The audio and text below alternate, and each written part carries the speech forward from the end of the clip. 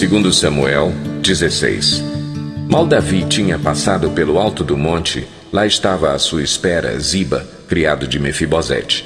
Ele trazia 2 jumentos carregando 200 pães, 100 bolos de uvas passas, 100 frutas da estação e uma vasilha de couro cheia de vinho. O rei perguntou a Ziba: Por que você trouxe essas coisas? Ziba respondeu: Os jumentos servirão de montaria para a família do rei. Os pães e as frutas são para os homens comerem. E o vinho servirá para reanimar os que ficarem exaustos no deserto. Onde está Mefibosete, neto de seu senhor? Perguntou o rei. Respondeu-lhe Ziba: Ele ficou em Jerusalém, pois acredita que os israelitas lhe restituirão o reino de seu avô. Então o rei disse a Ziba: Tudo o que pertencia a Mefibosete agora é seu. Humildemente me prostro. Disse Ziba: Que o rei, meu senhor, agrade-se de mim. Chegando o rei Davi a Baurim, um homem do clã da família de Saul, chamado Simei, filho de Gera, saiu da cidade proferindo maldições contra ele. Ele atirava pedras em Davi e em todos os conselheiros do rei, embora todo o exército e a guarda de elite estivessem à direita e à esquerda de Davi. Enquanto amaldiçoava, Simei dizia: Saia daqui, assassino, bandido. O Senhor retribuiu a você todo o sangue derramado na família de Saul, em cujo lugar você reinou. O Senhor entregou o reino nas mãos de seu filho Absalão. Você está arruinado, porque é um assassino. Então Abisai, filho de Zeruia, disse ao rei: Por que esse cão morto amaldiçoa o rei, meu senhor? Permite que eu lhe corte a cabeça. Mas o rei disse: Que é que vocês têm com isso, filhos de Zeruia? Ele me amaldiçoa porque o Senhor lhe disse que amaldiçoasse Davi. Portanto, quem poderá questioná-lo? Disse então Davi a Abisai e a todos os seus conselheiros: Até meu filho, sangue do meu sangue, procura matar-me. Quanto mais este benjamita. Deixem-no em paz, que amaldiçoe, pois foi o Senhor que mandou fazer isso. Talvez o Senhor considere a minha aflição e me retribua com o bem a maldição que hoje recebo. Assim, Davi e os seus soldados prosseguiram pela estrada, enquanto Simei ia pela encosta do monte, no lado oposto, amaldiçoando e jogando pedras e terra. O rei e todo o povo que estava com ele chegaram exaustos a seu destino e lá descansaram. Enquanto isso, Absalão e todos os homens de Israel entraram em Jerusalém e Aitofel estava com eles. Então Uzai, o arquita, amigo de Davi, aproximou-se de Absalão e exclamou: Viva o rei! Viva o rei! Mas Absalão disse a Uzai: É essa a lealdade que você tem para com seu amigo? Por que você não foi com ele? Respondeu Uzai: Não, sou do escolhido do Senhor, deste povo e de todos os israelitas, e com ele permanecerei. Além disso, a quem devo servir? Não deveria eu servir o filho? Assim como servi a teu pai, também te servirei. Então Absalão disse a Aitofel: Dê-nos o seu conselho. Que devemos fazer? Aitofel respondeu: Aconselho que tenhas relações com as concubinas de teu pai, que ele deixou para tomar conta do palácio. Então todo o Israel ficará sabendo que te tornaste repugnante para teu pai, e todos os que estão contigo se encherão de coragem. E assim armaram uma tenda no terraço do palácio para Absalão, e ele teve relações com as concubinas de seu pai à vista de todo o Israel. Naquela época, tanto Davi como Absalão consideravam os conselhos de Aitofel como se fossem a palavra do próprio Deus. Segundo Samuel 17. Aitofel disse a Absalão: Permite-me escolher 12.000 homens e partirei esta noite em perseguição a Davi. Eu o atacarei enquanto ele está exausto e fraco. Vou causar-lhe pânico e seu exército fugirá. Depois matarei somente o rei e trarei todo o exército de volta a ti. É somente um homem que procuras matar. Assim todo o exército ficará em paz. Esse plano pareceu bom a Absalão e a todas as autoridades de Israel. Entretanto, Absalão disse: Chamem também Uzai, o arquita, para que ouçamos a opinião dele. Quando Uzai entrou, Absalão lhe disse: Aitofel deu-nos o conselho dele. Devemos fazer o que ele diz, ou você tem outra opinião? Uzai respondeu: O conselho que Aitofel deu, desta vez, não é bom. Sabes que o teu pai e os homens que estão com ele são guerreiros e estão furiosos como uma ursa selvagem da qual roubaram os filhotes. Além disso, teu pai é um soldado experiente e não passará a noite com o exército. Ele agora já deve estar escondido numa caverna ou em algum outro lugar. Se alguns dos teus soldados forem mortos no primeiro ataque, quem souber disso dirá: houve matança no meio do exército de Absalão. Então, até o mais bravo soldado, corajoso como leão, ficará morrendo de medo, pois todo Israel sabe que teu pai é um guerreiro valente e que seus soldados são corajosos. Por isso, dou o seguinte conselho: que se reúnam a ti todos os homens de Israel, desde Dan até Berseba, tantos como a areia da praia, e que tu mesmo os conduzas na batalha. Então o atacaremos onde quer que ele se encontre, e cairemos sobre ele como o orvalho cai sobre a terra. Ele e todos os seus homens não escaparão. Se ele se refugiar em alguma cidade, todo o Israel levará cordas para lá, e arrastaremos aquela cidade para o vale, até que não reste ali sequer uma pequena pedra.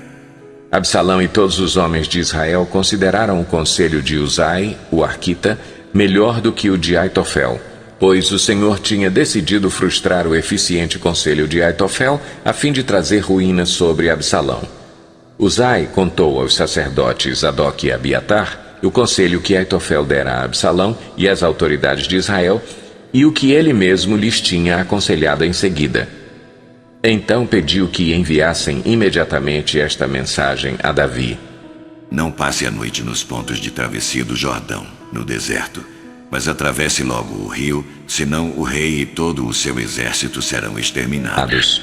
Jonatas e Aimaas estavam em En-Rogel, e uma serva os informava regularmente, pois não podiam arriscar-se a serem vistos na cidade. Eles, por sua vez, iam relatar ao rei o que tinham ouvido. Mas um jovem os viu e avisou Absalão. Então eles partiram rapidamente e foram para a casa de um habitante de Baurim, que tinha um poço no quintal. Eles desceram ao poço e a dona da casa colocou a tampa no poço. Para disfarçar, espalhou grãos de cereal por cima. Os soldados de Absalão chegaram à casa da mulher e lhe perguntaram: Onde estão Aimaas e Jonathan? A mulher respondeu: Eles atravessaram as águas. Os homens os procuraram sem sucesso e voltaram a Jerusalém. Tendo eles ido embora, os dois saíram do poço e foram informar o rei Davi. Falaram-lhe do conselho que Aitofel dera contra ele e lhe disseram que atravessasse imediatamente o Jordão. Então Davi e todo o seu exército saíram e, quando o sol nasceu, todos tinham atravessado o Jordão. Vendo Aitofel que o seu conselho não havia sido aceito, selou seu jumento e foi para casa, para a sua cidade natal. Pôs seus negócios em ordem e depois se enforcou. Ele foi sepultado no túmulo de seu pai. Davi já tinha chegado a Maanaim quando Absalão atravessou o Jordão com todos os homens de Israel. Absalão havia nomeado Amasa, comandante do exército, em lugar de Joabe.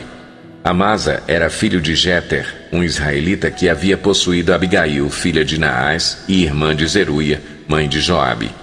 Absalão e os israelitas acamparam em Gileade. Quando Davi chegou a Maanaim, Sobi, filho de Naás, de Rabá dos Amonitas, Maquir, filho de Amiel, de Lodebar, e o gileadita Barzilai de Rogelim, trouxeram a Davi e ao seu exército camas, bacias e utensílios de cerâmica, e também trigo, cevada, farinha, grãos torrados, feijão e lentilha, mel e coalhada, ovelhas e queijo de leite de vaca, pois sabiam que o exército estava cansado, com fome e com sede no deserto. 2 Samuel 18. Davi passou em revista o exército e nomeou comandantes de batalhões de 1000 e de 100. Depois dividiu o exército em 3 companhias, uma sob o comando de Joabe, outra sob o comando de Abisai, irmão de Joabe, filho de Zeruia, e outra sob o comando de Itai, o Giteu. Disse então o rei ao exército: Eu também marcharei com vocês. Mas os homens disseram: Não faças isso. Se tivermos que fugir, eles não se preocuparão conosco, e mesmo que metade de nós morra em batalha, eles não se importarão. Tu, porém, vales por 10.000 de nós. Melhor será que fiques na cidade e dali nos deis apoio. O rei respondeu: Farei o que acharem melhor. E o rei ficou junto à porta, enquanto os soldados marchavam, saindo em unidades de 100 e de 1.000. O rei ordenou a Joabe, a Abisai e a Itai: Por amor de mim, tratem bem o jovem Absalão. E todo o exército ouviu quando o rei deu essa ordem sobre Absalão a cada um dos comandantes. O exército saiu a campo para enfrentar Israel, e a batalha aconteceu na floresta de Efraim, onde o exército de Israel foi derrotado pelos soldados de Davi. Houve grande matança naquele dia, elevando-se o número de mortos a 20.000. A batalha espalhou-se por toda a região, e naquele dia a floresta matou mais que a espada. Durante a batalha, Absalão, montado em sua mula, encontrou-se com os soldados de Davi. Passando a mula debaixo dos galhos de uma grande árvore, Absalão ficou preso nos galhos pela cabeça. Ficou pendurado entre o céu e a terra, e a mula prosseguiu. Um homem o viu e informou a Joabe: Acabei de ver Absalão pendurado numa grande árvore. Você ouviu? Perguntou Joabe ao homem. E por que não o matou ali mesmo? Eu teria dado a você 10 peças de prata e um cinturão de guerreiro. Mas o homem respondeu: Mesmo que fossem pesadas e colocadas em minhas mãos 1.000 peças de prata, eu não levantaria a mão contra o filho do rei. Ouvimos o rei ordenar a ti, a Abisai e a Itai: protejam por amor a mim o jovem Absalão. Por outro lado, se eu tivesse atentado traiçoeiramente contra a vida dele, o rei ficaria sabendo, pois não se pode esconder nada dele, e tu mesmo ficarias contra mim. E Joabe disse: Não vou perder mais tempo com você. Então pegou 3 dardos e com eles traspassou o coração de Absalão quando ele ainda estava vivo na árvore. E 10 dos escudeiros de Joabe cercaram Absalão e acabaram de matá-lo. A seguir, Joabe tocou a trombeta para que o exército parasse de perseguir Israel, e assim deteve o exército. Retiraram o corpo de Absalão, jogaram-no num grande fosso na floresta e fizeram um grande monte de pedras sobre ele. Enquanto isso, todos os israelitas fugiam para casa. Quando em vida, Absalão tinha levantado um monumento para si mesmo no Vale do Rei, dizendo: Não tenho nenhum filho para preservar a minha memória. Por isso deu à coluna o seu próprio nome. Chama-se ainda hoje Monumento de Absalão. Então Aimaas, filho de Zadok, disse: Deixa-me correr e levar ao rei a notícia de que o Senhor lhe fez justiça, livrando-o de seus inimigos. Não é você quem deve levar a notícia hoje, disse-lhe Joabe. Deixe isso para outra ocasião. Hoje não, porque o filho do rei morreu. Então Joabe ordenou a um etíope: Vá dizer ao rei o que você viu. O etíope inclinou-se diante de Joabe e saiu correndo para levar a notícia. Todavia Aimaas, filho de Zadok, disse de novo a Joabe: Não importa o que aconteça, deixa-me ir com o etíope. Joabe, porém, respondeu: Por que está querendo tanto ir, meu filho? Você não receberá nenhuma recompensa pela notícia. Mas ele insistiu: Não importa o que aconteça, quero ir. Disse então Joabe: Pois vá. E Aimaas correu pelo caminho da planície e passou à frente do etíope. Davi estava sentado entre a porta interna e a externa da cidade. E quando a sentinela subiu ao terraço que havia sobre a porta, junto à muralha, viu um homem que vinha correndo sozinho. A sentinela gritou, avisando o rei. O rei disse: Se ele está sozinho, deve trazer boa notícia. E o homem foi se aproximando. Então a sentinela viu outro homem que vinha correndo e gritou ao porteiro: Vi outro homem correndo sozinho.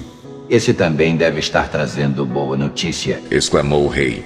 A sentinela disse: Está me parecendo, pelo jeito de correr, que o da frente é Aimaas, filho de Zadok.